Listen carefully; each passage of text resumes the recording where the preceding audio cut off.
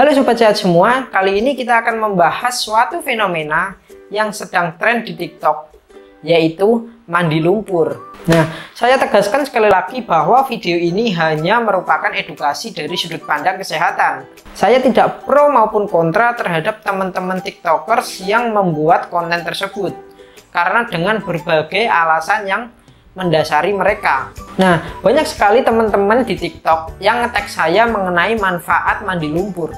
Di antaranya yaitu yang pertama, mengangkat sel kulit mati, mengurangi stres, dan juga mengurangi nyeri pada orang-orang dengan penderita osteoartritis. Apakah hal itu benar? Ya, benar. Tetapi yang perlu diingat adalah dalam artikel tersebut, lumpur yang digunakan bukan sembarang lumpur, melainkan lumpur tertentu. Karena setiap lumpur itu memiliki kandungan yang berbeda, jadi bisa memberikan manfaat dan kerugian yang berbeda. Nah, jika kita lihat tren yang saat ini sedang marak, lumpur yang digunakan adalah mereka menggunakan tanah, lalu dicampur dengan air, dan dilakukan perendaman dalam waktu yang cukup lama. Ada yang 7 jam, bahkan bisa 24 jam. Apakah hal itu baik untuk kesehatan atau tidak? Mari kita bahas sama-sama. Melakukan perendaman yang begitu lama, baik dalam air bersih maupun air kotor, itu dapat merusak yang namanya skin barrier atau pelindung kulit kalian.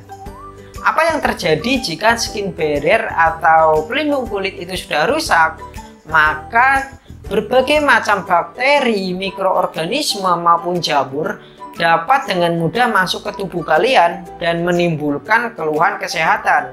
Jika kita mau tahu apa saja kerugian yang bisa ditimbulkan mengenai aktivitas mandi lumpur, maka kita perlu tahu yang namanya kandungan dari tanah.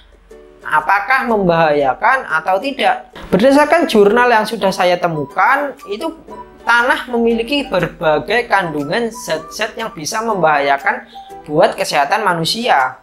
Nah, yang pertama adalah zat zooorganik seperti kotoran hewan, urin hewan maupun bangkai hewan, yang tentunya itu mengandung sangat banyak organisme-organisme yang bisa membahayakan untuk kesehatan kita. Yang kedua yaitu bakteri.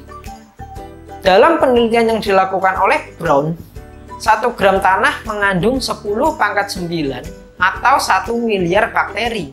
Jumlah yang sangat banyak, bukan? Coba kita bayangkan apabila bakteri yang berbagai macam itu masuk ke dalam tubuh kita dengan mudahnya karena skin barrier kita yang sudah rusak.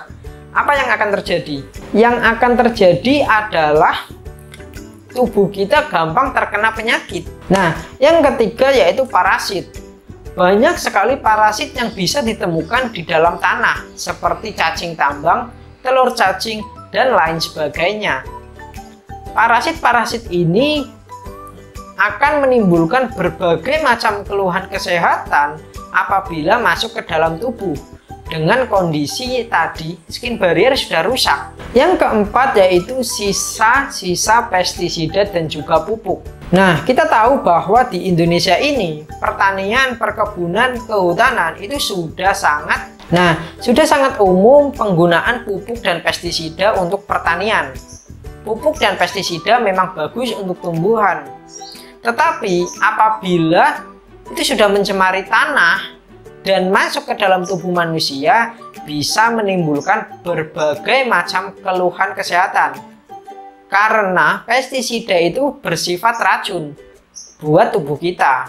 Dari pembahasan kita sudah bahas mengenai manfaat, kerugian, dan juga efek yang ditimbulkan dalam berendam lama. Yang jadi pertanyaan adalah, apakah masih yakin mau melakukan aktivitas mandi lumpur? Nah, itu saya kembalikan lagi ke teman-teman semua ya. Tugas saya di sini hanya edukasi dari sudut pandang kesehatan. Yang menjadi pesan saya adalah mencegah jauh lebih baik daripada mengobati. Karena kesehatan akan begitu mahal harganya jika kita sudah tidak memilikinya. Nah, cukup sekian pembahasan dalam video kali ini. Apabila ada pertanyaan, kritik maupun saran, bisa sampaikan di kolom komentar ya. Jangan lupa untuk like, subscribe, dan share video ini ke teman-teman kita semua agar semakin banyak orang yang teredukasi. Saya Dr. Iqbal Laksana, pamit undur diri. Terima kasih.